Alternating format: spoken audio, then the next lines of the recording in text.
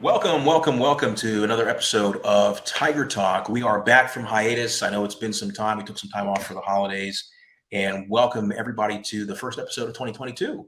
As promised, we do have our guest, F. Dot, otherwise known as Ed, back on the show, and we're going to discuss his views on love and a little bit of my views on love and have a little discussion about that. So, first and foremost, welcome back on the show, man. It's really good to have you. I know you were trying to make things happen, get all the Tetris blocks aligned, all our bullshit that goes on in the background of our lives. But we made it. We're fucking here, bro. Yeah, man. I want to apologize for not having a camera. Cellular service right now. I'm kind of out and about, but I appreciate you guys having me on. And I know we've done this a few times already, and every single time it is truly an absolute blast. So thank you. Long story short, thank you very much for having me, sir. Of course, dude. Of course. So let's go ahead and sink our teeth into the meat, right? This show is about love, and I have my own views on love. I know we might differ a little bit on kind of how we define it, but I think ultimately we're describing the same thing. Would you want to kick it off with maybe what you mean by the word love, or what you think of when you hear it, and then kind of Yeah, walk of us course. through how you Well, apply it in your life? obviously, I think we don't have to say that we're not talking about the love.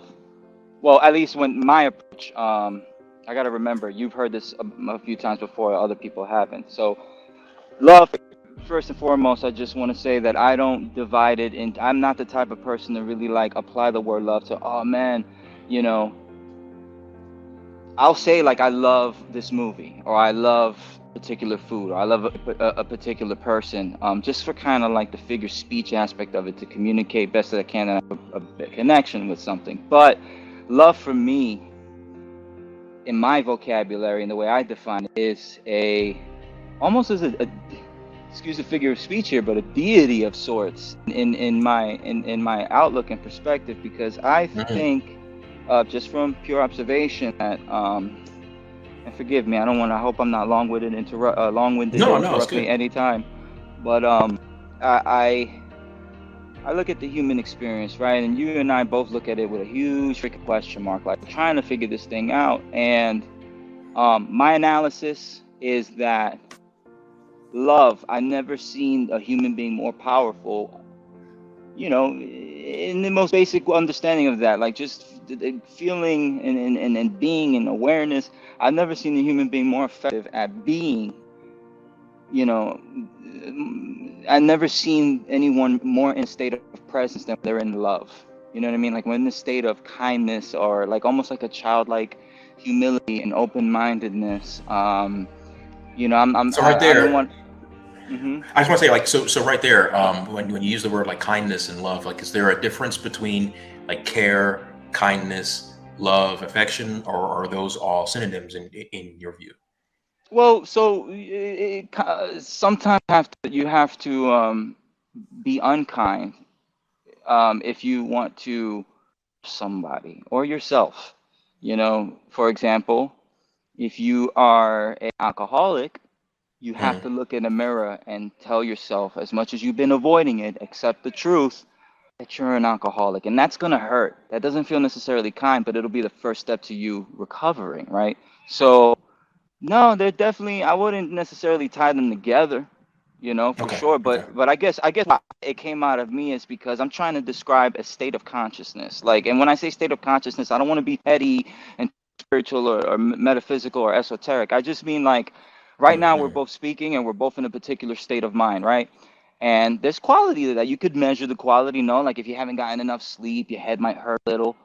If you're thinking about the past or worrying about the future, you might feel tense in your head. So there's a it's a maintenance thing for us. Just like how our air conditioners, how we have to change the filters, drain lines, and you know what I'm saying? Like we have Mhm. to, like our cars, oil changes. Our mind is like can be seen as an engine, I guess. And love to me is when you that component and attach it and feed your engine that. your perspective, the faculties of your mind, meaning how you form thoughts, opinions, perspectives, beliefs, when you operate through love, I think that's when you are most effective and you can have, you know, I don't know, man. I mean, because as I'm saying this to you, it's like, well, what's the point? Does everyone in this world have to have an awareness of love, and does this earth have to be this big old kumbaya? You know what I mean? And I don't mean to Mhm. trail off, but it just makes me think, like, why am I trying to understand this so much? You know what I mean? I don't know. Just kind of got Well, stuck. what if it's, well, I have a couple of different things I wanted to say. Yeah. So first of all, I really appreciate your explanation as far as you look at love as kind of self-maintenance, right? And constantly um, trying to, sounds like, improve, right? You're trying to improve whatever it is that you're communicating or doing. And then when you are introduced to another person, right, we each have our own little personal projects, right, that we call ourselves and that we're trying to build and maintain. And then when we interact, um, depending on if I'm a little bit more put together, so to speak, than the other Hmm. person, there could be a difference or I guess a clash in that communication, right? And so I appreciate that part of it. Hmm. Um, when you think of something like, John Smith says that he loves his Hmm. son, Hmm. um, what exactly is John Smith doing if love is being used as a verb in that sense? That I have an attachment. I just and I think it's as basic as that. I have an Mhm. attachment to this. If something were to ever happen, or if this were to be removed, and it would detach, the way I function, the harmony that I keep within myself would be compromised. So I am attached to this thing. It's not necessarily a bad thing, Mhm. you know. Okay, so how do we determine if John Smith's telling the truth that he has this attachment or this, Well, it's just because this as you say, word, you love know what toward I him? mean? This Yeah. word can be used in so many different, it could be put in so many, you could put so many, you could wear it so many different ways, I guess is what I'm trying to say. And I think, you got to ask, what does daddy think love is? And if he has his definition of love down packed, whether it's different from anybody else, and he says I love him and he believes it, then it's true. Now, if Mhm. it may be different from how I define love, you know what I mean? But that doesn't necessarily mean that his intentions are coming from a place of deceit. I think, for him, I think love really, I don't often articulate it in terms of like trying, Say again. I'm trying. sorry. The microphone kind of cut out a little bit. Sorry, that Okay. when I talk about like how I perceive love, I find myself struggling because I don't I'm trying to like it's in my mind, like I visualize it, I see it, I kind of like in my head, like, you know what I mean, have a strong familiarity with it, but then trying to articulate it in words. Mm. Being a wordsmith who loves to write, it's just even with all of that, I still have trouble because it's like it's a state of consciousness, like it's a presence of being. You know what I mean? Like how can I'm trying to figure out how do I explain it where I don't sound like I want to bring Let's. value in my response. I don't want to sound like an artist who's just like, you know what I mean? Okay. You know what I mean? Or a hippie, you know what I mean? I hug trees, Yeah. man, and I just love it's great. And everybody, and especially with current events, like everyone's paying attention to this thing always makes people think about peace and principles and faculties of love. So I feel like I'm fortunate to see it a certain kind of way. So it's important to explain it, but not sound like be written off. You know what I mean? And I guess I'm Mhm. self-conscious because it's just people write off quickly. I'm guilty of Well, that we're too, we're we're we're doing Tiger Talk right now, so I mean, don't you shouldn't feel any type of way if it comes off corny or anything like that. If that's the concern that you have, I mean, I think correct me if I'm wrong. Yeah. If we start at a fundamental building block, right? If we're Mm. going to say what's the difference between like love and hate, right? Because you could still have that attachment, right, to whatever that thing is, as far as maybe even seeking it out, right, for whatever motive. Yeah. But Yeah. if we're going to say, okay, now where we diverge from these intense attachments, uh, on the love side, right, the basic building block, as I said, would be something like you're wanting the best possible state of existence for X, right? For my son, you want, if like, or I don't have a son, but I'm saying if I had a son or a child, right, and I say I love that child, what I'm trying to express is that I not only do I care about that, I'm interested in its activities and what it's interested in, but I'm also wanting to provide the best possible existence for that thing. And if I can be around that child, that makes me feel good, right? And as you said, it's kind of a state of consciousness, right? It's your thinking, right? You're getting into your feels there, right? And if you distance yourself from your hypothetical son for, let's say, 2 years for one reason or another, there's an absence of that proximity, the visual, maybe, let's say, in this situation, and even the physical aspects of maybe hugging, as you said, or even kissing, or just holding hands, or any of the interactions that you could do with this individual that you have an attachment with, right? So that's kind of how I'm looking at what people generally mean when they're saying that they love this other person, as opposed to that they hate them, right? And then, again, if you have that absence, that's why you would miss that person, because let's say the son is older, maybe they tell jokes, or or whatever it is, whatever they bring to the table that you're fond of, that gives you this kind of almost arbitrary assignment of value to that individual as opposed to somebody else, right? Right. Or any other object. Would you agree with that? Would you think, could we agree on that Well, maybe being a but that general basic level of? right, but that's a very common view on love. Mhm. But like, right, but like, so like, if I don't, I'm a father, I don't see my kid, I miss my kid, Mhm. am I really being loving if I'm occupying a state of depression or a state of want or need or desire? Holy I'm shit. not. You and I fucking agree on that. You and I Yeah, fucking agree on that, because I yeah. say love is intermittent. I say love is intermittent. Well, but that's the Um, thing. Then, can we call it something else other than love, and preserve that word for a definition that might be more suitable for what it is we're trying to understand? Because what we're well, talking about here is attachment. And one thing you mentioned, mhm, hate, earlier, that I would love to make a point. mhm. Hate is also attachment.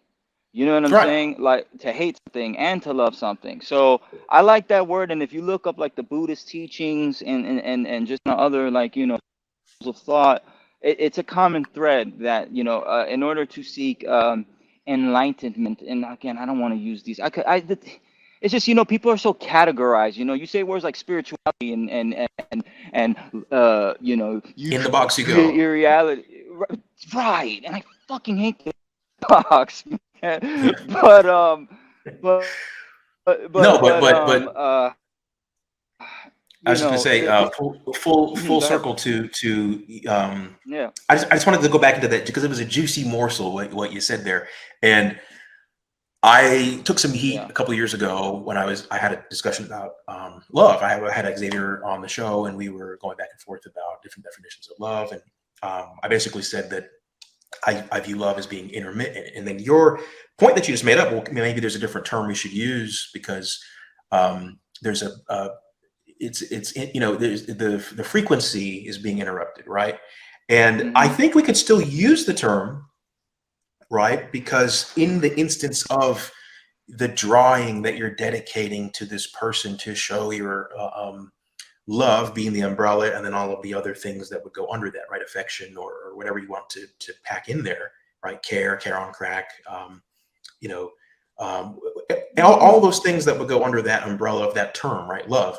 In the instance that you're doing that, right? You get the bed I'm going to lay on the floor because I love you, right? In that instance, I would say I could view those actions and say that is an instance of that person demonstrating that they love.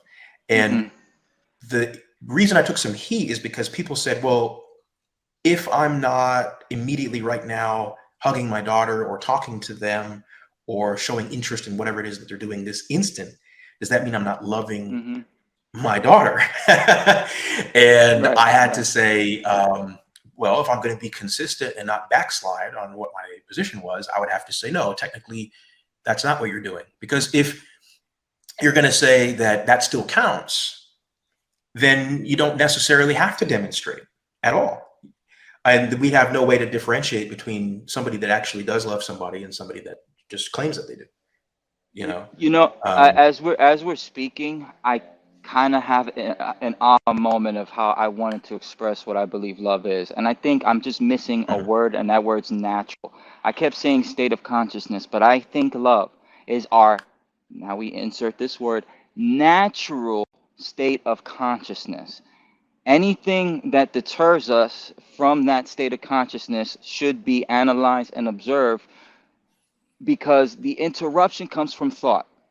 Interruption comes from, okay, now I have to think, right? Now I have to use labels. Now I have to categorize. Now I got to compartmentalize. Now I have to develop belief systems and disagree with people, because no one, you know what I mean? We're not all the same, right? We're all, so you immediately through thought, and I've been studying, I've been reading Eckhart Tolle's, I'm a little late on this book, it's been out for a while, and in the quote unquote spiritual community, it's definitely one of the more popular things that sell really well, is his book, Power of Now.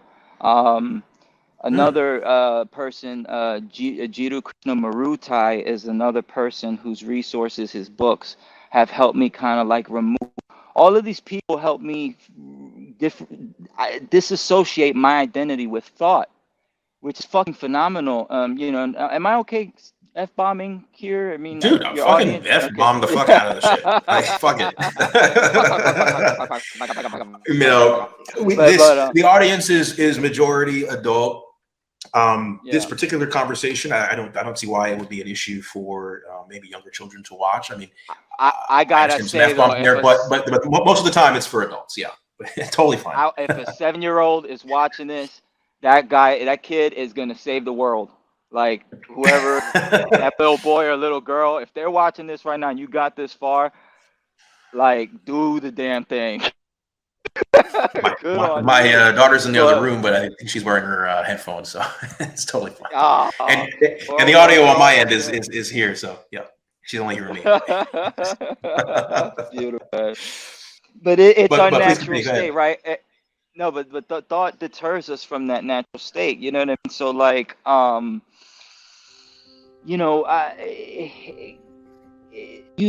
what I've been seeking in life, right? Like, it's just, I don't want to say identity, but in this soul searching, for lack of a better term, I've realized that the best way to kind of feel a sense of wholeness is to feel presence in the now, the moment. And you can feel, once you kind of like just, and when you get in that state, it kind of feels like love. I mean, I don't want to be corny about it, but when you get in this state where you just, you relax, you observe, and thoughts pop in your head. That's why so many people are practicing meditation, because it's not necessarily so much of a spiritual soul-seeking thing, so that it is just a gym, another muscle that is being trained, because your mind is like much like a muscle, and so meditation allows you to kind of still, so that if you do have a thought that in the mix of your day would have came to you and you would have just reacted emotionally, all the attached emotions that are with that thought, whether it be more than likely a worrisome thing, because we're always in the past or in the future when we're thinking. If we're in the now, then we're present, but if we're thinking, then by default we're thinking about yesterday or thinking ahead, and which removes it from the now. Theory.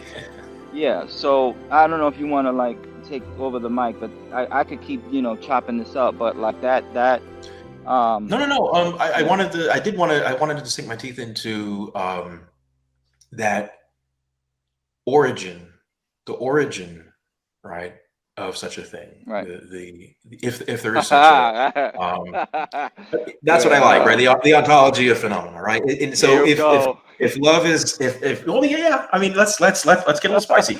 Yeah, If yeah. love is you know, this default state, as you said, right? The natural state of our thinking, of the way that we operate, and then there are these deviations, these interruptions, these distractions. Why do you think, if you had to spin a globe and put your finger right on something, why do you think that type of thinking, the emphasis on another individual or an activity, even if you want to extend love to that, why do you think we project these attachments to other things and value them in such a way more so than something else, right? I don't treat the furthest grass blade in my backyard the same way as I treat my daughter. Right. Why do you think that is? Well, fear. Fear. Like fear. It's just one of those things that in the human experience you just cannot. As much as we have a kind of like annoying little brother relationship with that word fear, like you're my annoying little brother, no matter where, no matter how you grow up in life, you're never gonna be better than me, you know, and type of complex. But you know, fear is just one of those. See, all of these experiences, we have to really know, like, that when we're experiencing and interacting with life, what we're really doing is pulling tools out of the tool shed to I guess approach the problem. Learn. Yeah, right. You know, so things like fear is a tool. You know, even attachment can be a tool. You know what I mean? So, you know, we're pulling these tools. The thing is that the problem that humans have is that we take these tools and then we identify ourselves with these tools as if we are these tools when we're not. They're just tools. So if we're fearful, I'm afraid. No, there's just a tool you're using in your mind to alert you of danger, but you aren't that fear. And an extension of yourself. Right. But when we attach to that fear and people get to know us and like, man, I'm so afraid of heights, or I'm so afraid of this. And we kind of, you know, these words, you know, neurologically program us and they become our identity, mainly because we're just enforcing that repetitive idea into our synapses. You know, we're not really afraid of heights. We're just choosing to be afraid of heights because we're identifying ourselves with the tool, totally oblivious that we're the ones doing it to ourselves. You know, so how do you think? Well, it kind of gets into it. How do you think? You know, like when you were born, for example, right? How do you think you learn to? Or do you think you learn how to love or how to demonstrate love towards something else by? I don't think so, you know, man. I don't observing think so. somebody else, or do you think you're preloaded with? You know, I'm on a very Googled social media app. I'm sorry, my bad. No, it's kind good. of jump into the answer, but like I use a no. I mean, I should listen to the end of your question. I apologize. But I just kind of like, oh, I know what he's asking me. I want to answer now. I want like a little fucking kid. but so I got Instagram. You know, it's super Googled. It's super, you know, ad. You know, you already know, right? So it understands me probably better than I know myself. But you know, scary but true. Scary but true. I mean, I'm like partly kidding, you know what I mean? But like, yeah. That's a whole another episode. But yeah, because fuck ads. Anyway, no, I'm just kidding. endorse me. But whatchamacallit? Fuck. I'm just playing around too much. I lost train. Oh, my Instagram, right? It knows that I fucking love exotic animals. So I see these fucking tigers and these people that have wolves, right? And fucking these apex predators and playing with a fucking panther. And these creatures are so fucking loving.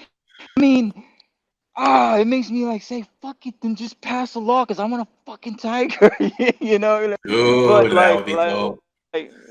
until it's not. Well, I mean that's a little extreme, but like, Right. Yeah. right. It's a little bit more than just walking the tiger, But Florida but man was attacked by a yeah, tiger. nah. See, but that's the thing. I really don't see these animals turn on you because that there's. I mean, maybe if there's like, I don't know. I'm not trying to be an expert and authority, but like,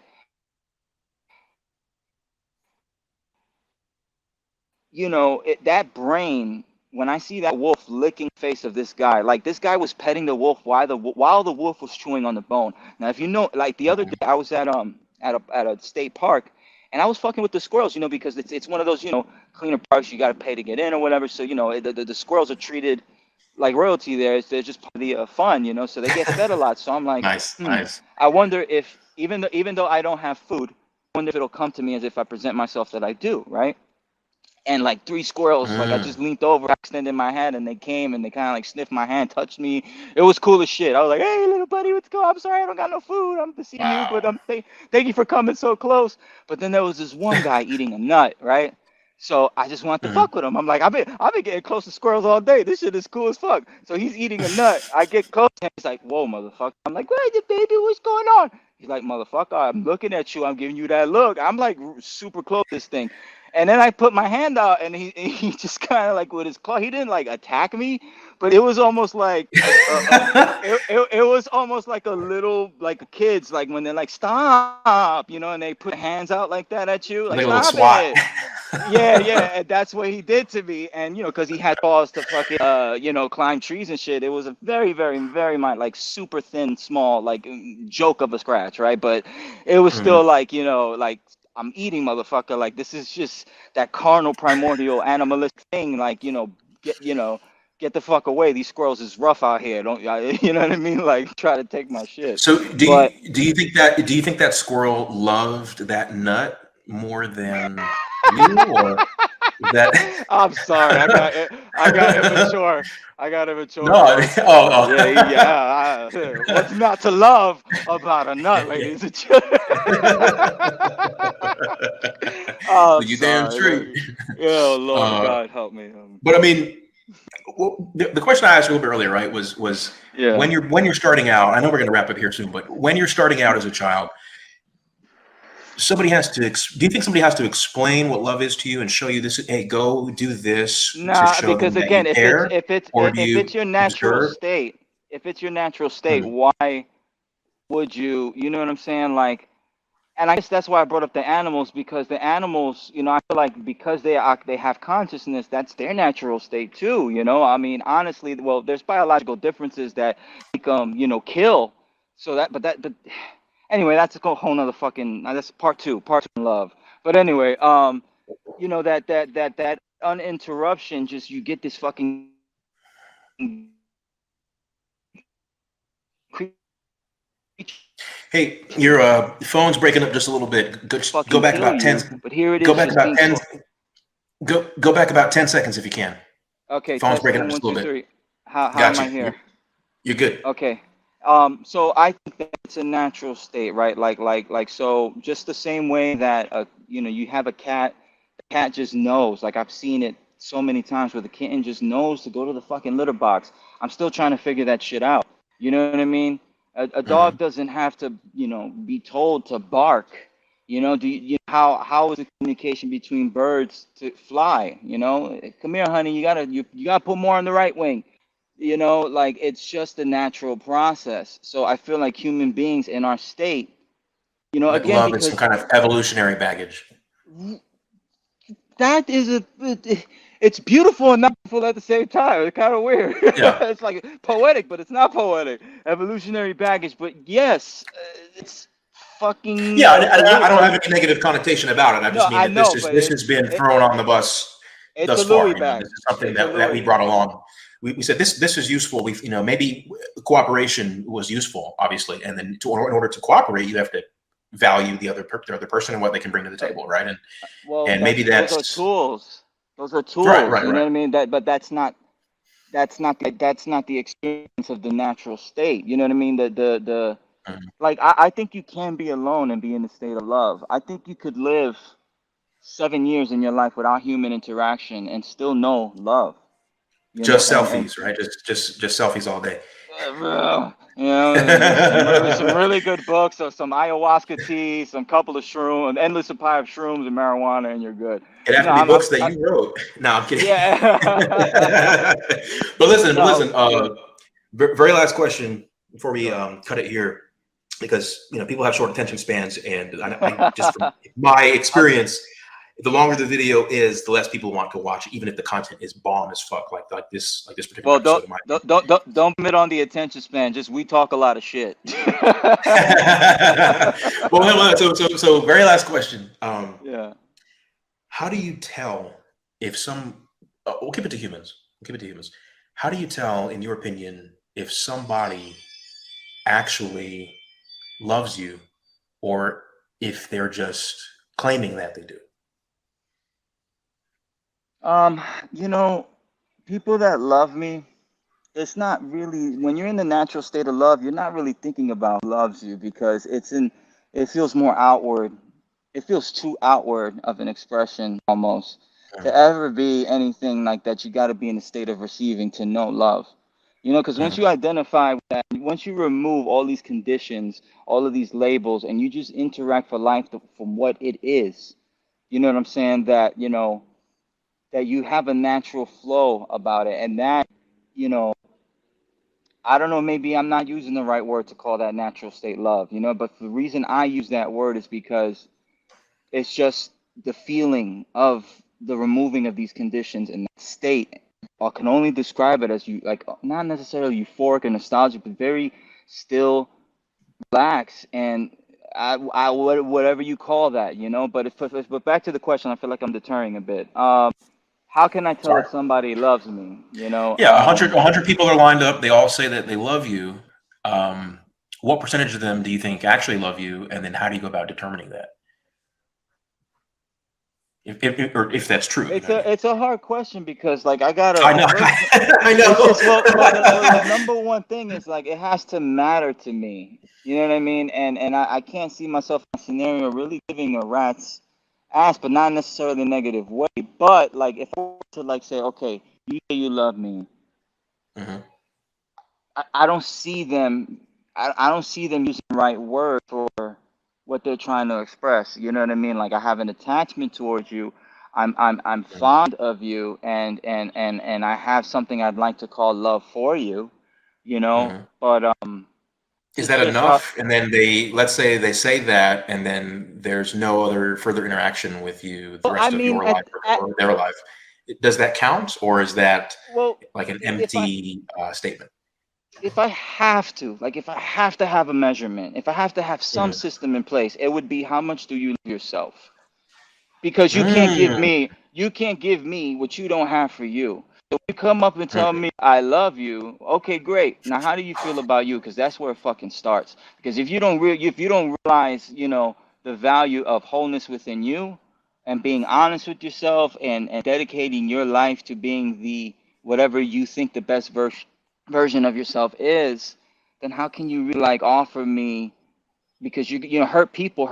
I believe that. You know what I mean? You have to, be careful. You know what I mean? That someone who's got depression, or they could be the nicest person in the world, then probably not the most reliable or the most safe to be around at times.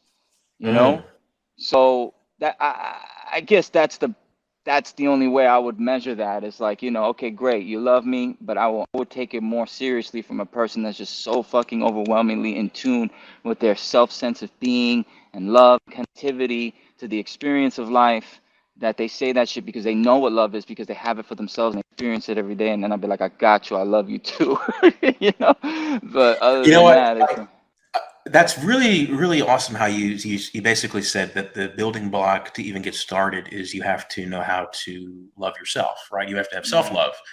And that kind of comes full circle to the whole maintenance, right? There are these personal projects that we are.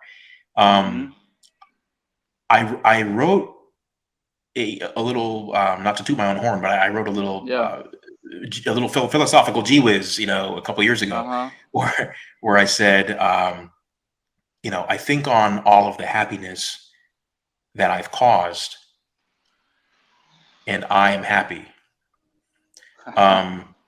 Do you think that some people define how much or how little they love themselves based on seeking approval from others as far as doing things for others? And then they kind of define, I can't love myself until, Ed loves me or recognizes that I'm doing things for him. I mean, it's Or do you just think that's not? it's just such a natural thing to want connection. Like I said earlier, you could live by Mhm, yourself and all that shit, but I think we're wired to want to do together, And mhm. I mean, we grow inside of a woman's body, for crying out loud. You can't get more connected than being incubated and forming and growing. We could have laid eggs, but here we are growing inside of someone, as a mammal, and like, um, I don't know, man. I think we do want love, but that's just, and we get hurt when we don't have it. Of course we do. We get hurt when we feel pain, and we don't know how to process these things. And we don't have a lot of systems in society. School doesn't really teach us how to deal with this. You know what I mean? Like, we don't really grow up. Religion has its method, but that's just its methods, and it doesn't work for everybody. And you got the self-help movement trying its very hardest, a lot of spiritual memes on Instagram, but we're all like trying to, like, not be hurt, and feel pain. But you don't need validation, you know what I'm saying, to Mhm. experience love. By no fucking way do you need validation. That is a sense of insecurity, and that's a you thing. Why are you insecure with yourself? What makes you believe that you're not um worthy of loving yourself, And that's why, and not to keep going off on tangents, but No, like, no, it's good. well, it's just what's helped me so much is having a spiritual connection, and I just want to get to a point where people could start having conversations about spirituality, and we could base these on principles that sound more like we're talking about physics, facts versus abstract concepts. So I welcome you, and one of the reasons I love talking to you is because we don't necessarily come from the same school of thought. You know what I Mhm. mean? You get to challenge some of the things I say, and vice versa, so we Right, could right. better define what it is we're trying to figure out. And I just feel like having God or Like a some love maker or imposer. Right. some presence of infinite ultimate consciousness that is underlying every single molecule in existence, in all of its form and glory, is the base energy of all existence, because we come from this intended intention of this grand foundational consciousness type ethereal thing that generates us and creates us. And when I go through life and I fuck up and I make mistakes, or I don't get along with everybody, or I feel like shit, or whatever the case is, having um a relationship sounds so fucking corny, but like, just having this detachment of you know what I mean? And you just kind of remove yourself from that, and you just develop a trust in something beyond your fucking mental demons that are going inside of you. I'm having trouble articulating right now, but I don't know if you kind of get the grasp of where Yeah, I'm yeah, like, I get it. I mean, I think if I could sum that up, I'd probably say, it's a you tool. know, Another well, I tool. mean, Shit. More tools. yeah, you could look at the understanding of physics and, you know, I would argue maybe deterministic mechanisms as being um, the thing that binds every single atom and molecule in existence, right, down to the quarks and so on. Mm-hmm. Um, and now, whether that is conscious or has intentions or wants and desires and things and plans, Mm-hmm. I will say we'll table that for another discussion. But Right, um, right. really appreciate you coming on, man. This has been a fucking great talk. Gonna have another episode coming up. I believe it should be the first Friday of next month. We are keeping that one under wraps because I'm not 100% sure it's going to go down, but it is something I've been wanting to talk about for a hot minute. But I just want to make sure that the guest is cool with it because it is a little personal. But if they are down, my God, it's going to be freaking fire. But anyway, I don't want to tease y'all too much, but really appreciate you coming out again, man. This has been another episode of Tiger Talk. Wes, go ahead and beam us up.